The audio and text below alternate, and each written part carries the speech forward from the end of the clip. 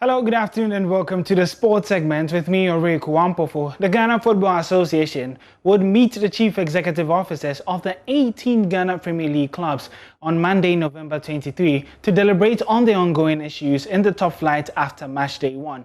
There were a couple of issues that popped up after the first round of games, with one of them being the inability of clubs to record their own games. There's more in the following report.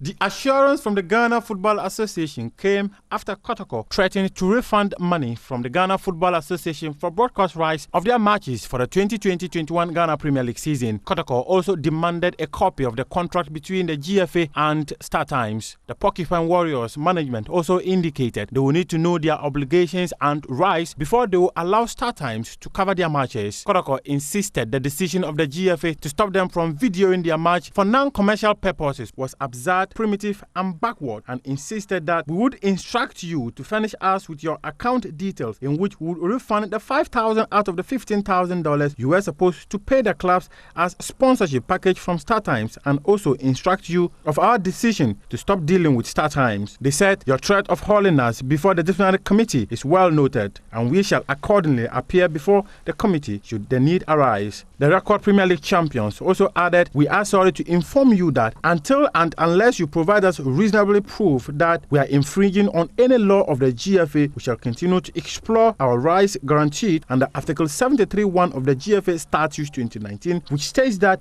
GFA and members are the original owners of all rights emanating from competitions and other events coming under their respective jurisdiction without any restrictions as to content, time and place. These rights include, among others, every kind of financial rights, audio-visual and radio recording, reproduction and broadcasting rights, multimedia rights, marketing and promotional rights, and incorporeal rights such as emblems and rights arising under the copyright law. When Kotoko played Techiman 11 Wonders in the opening day of the Premier League season, the Porcupines had their game delayed by 11 minutes following a directive from the GFA stopping Kotoko from videotaping the match. Kotoko had threatened to boycott the match but later rescinded the decision after the general manager of Max Television, Fadi Fatal, reached out to some individuals within the FA before they were permitted to commence the match. The club said they had paid 17,000 Ghana cedis to the Ghana Football Association, granting them permission to videotape 34 matches this season. However, after keeping the money for 2 weeks, the GFA decided to refund the money to avoid further confrontation with the club. The GFA followed up with a letter threatening all members they will be hauled before the disciplinary committee should any proceed to record the matches without permission from broadcast rights holders StarTimes. Kotoko insisted they had right as members of the FA to record the matches, and they've been able to get the backing of at least 7 clubs. Midiame SC is one of the clubs who have